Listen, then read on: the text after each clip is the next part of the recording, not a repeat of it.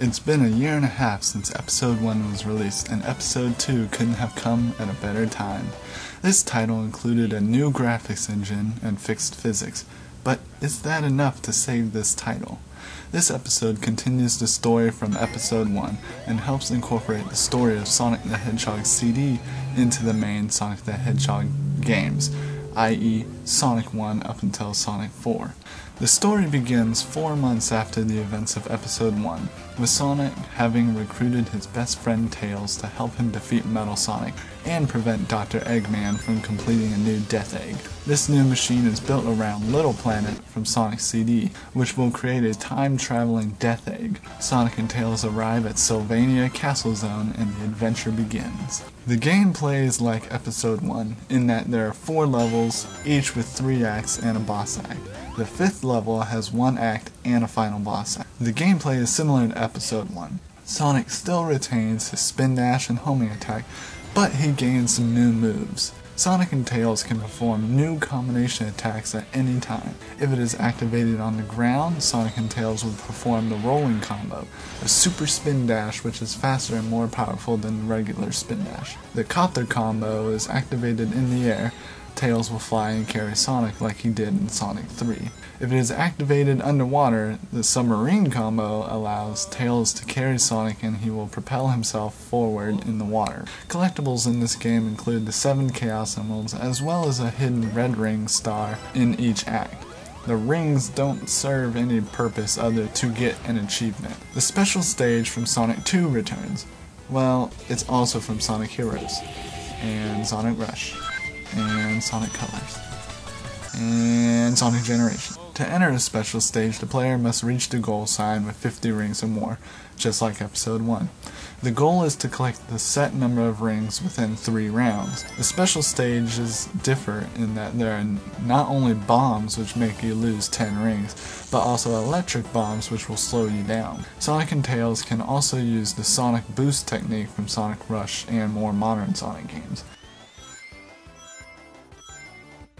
Instant boost. There are even springs that can take you to alternate pathways, which can either help or really hurt you. The best thing about the special stages is the single player mode. In Sonic 2, lots of people were cheated out of collecting Chaos Emeralds because Tails would get hit and you would be penalized. In this game, not only does Tails follow you more precisely, but if he gets hit, the player is not penalized. These special stages are actually fun, and I actually really enjoy playing them. Once all the Chaos Emeralds have been collected, Super Sonic is unlocked and can be played in all stages, including boss acts this time. Interestingly enough, when the combo moves are activated with Super Sonic, he will return to normal and will not transform again until the player activates it. The graphics in this game are not groundbreaking, but they are pretty amazing.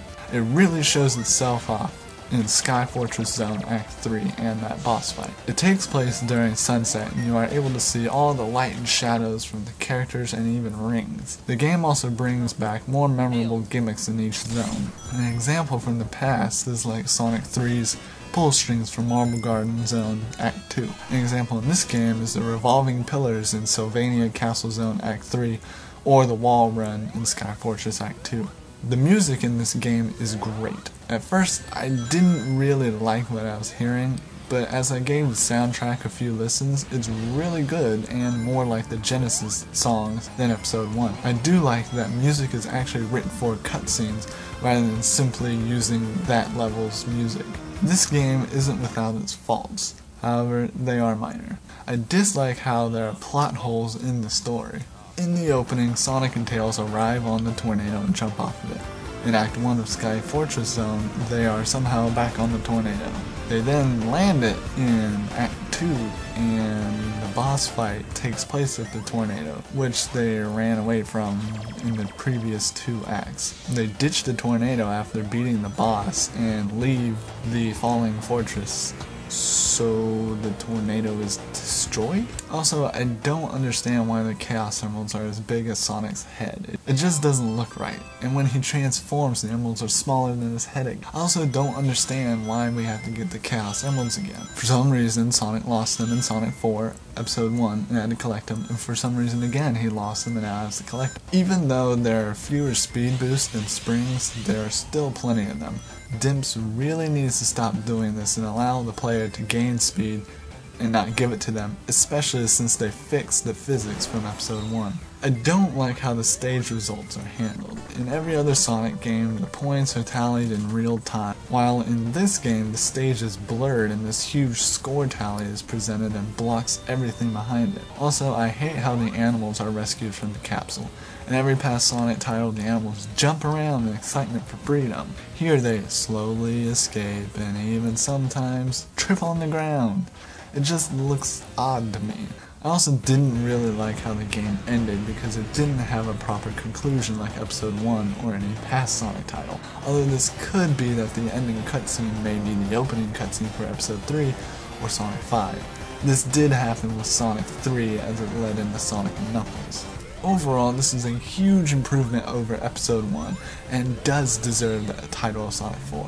I wish they had made lock-on technology for this to connect to Episode 1 and replace Episode 1's sprite with Episode 2's. It would be great to be able to play through Splash Hill Zone all the way up into the last stage of Episode 2. This game is very fun and has lots of replay value. There's even a local online co-op mode. This is the first console Sonic game built for online connectivity. I give Sonic the Hedgehog 4 Episode 2 an 8 out of 10. Episode 2 is available now on Xbox Live Arcade, PlayStation Network, NVIDIA Tegra 3 Android devices, Steam, all other Android devices, and iOS, and Windows Phone sometime in July.